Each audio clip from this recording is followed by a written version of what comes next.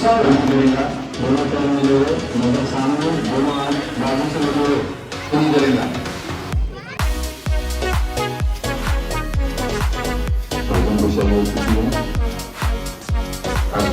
शुरू करेंगे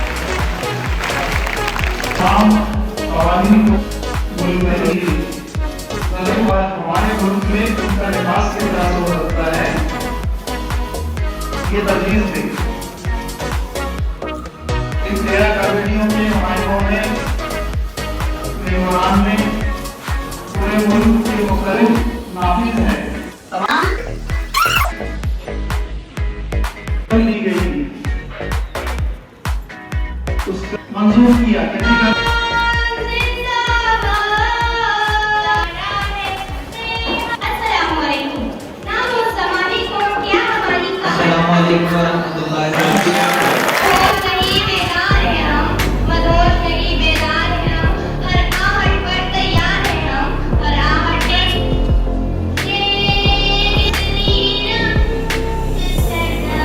Mamu.